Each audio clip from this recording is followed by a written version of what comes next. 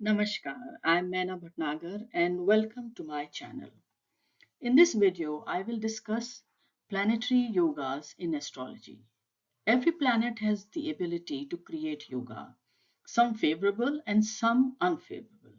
Yet, among all of them, the moon stands as the primary yoga maker.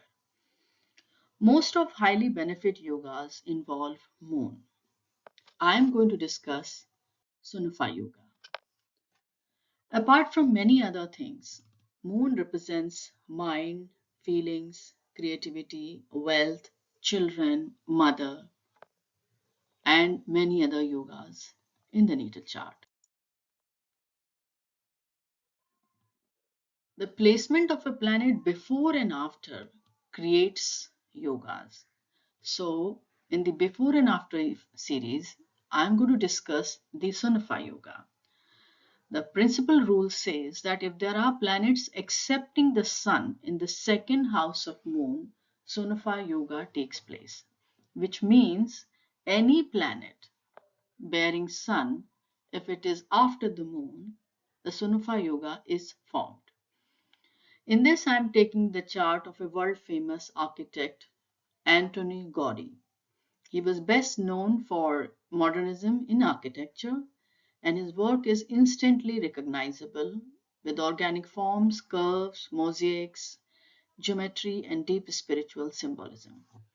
So, as you saw, that his moon is in second house and the planet Jupiter is next to him. His emotional world needed structure, substance, and permanence. And there is no better permanence than architecture because it lasts for years and years. So he expressed care and devotion by building. Jupiter here is a great benefit.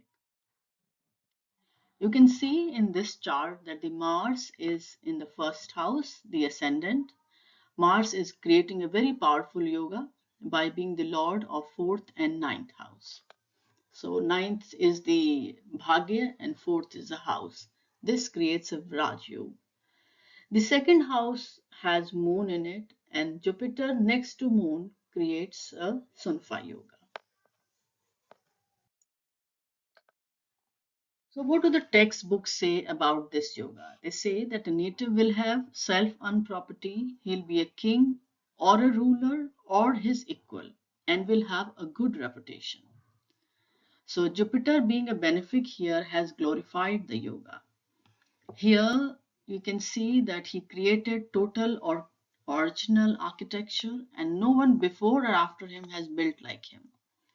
So this is an elite level creative success. Moon being a highly creative planet gives his blessing to the native here. And today we can see that he is one of the most famous architects of the history. Jupiter in this chart is the owner of fifth house and the fifth house is the house of creativity.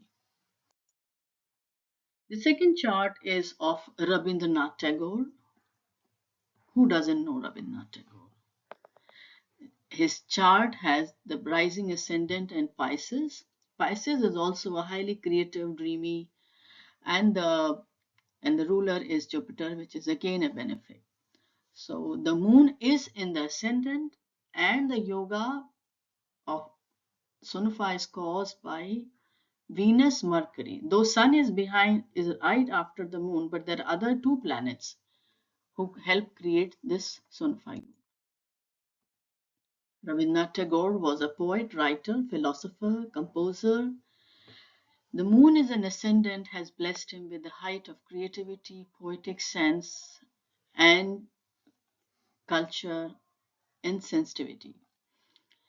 He was the first non-European to win the Nobel Prize and author of the famous Gitanjali. So when moon is in the first house, the emotions are on the surface because the king of the emotions is right in the first house. So the person leads with feelings and has a great ability to connect instantly. There is a natural empathy and the receptivity in the native. Such people have very strong presence, and since the moon is such a gentle planet, these people, they don't dominate you, they embrace you. They are kind and it is very visible. So as you see that Venus and Mercury in the second house are causing a powerful yoga. So this is the effect that a planet next to Moon and the second to Moon creates. This yoga also has a huge influence on the financial prosperity of the native. Though both these people lived very simply, but prosperity can also be of luck. Prosperity can also be of being very famous and being very unique of their own kind.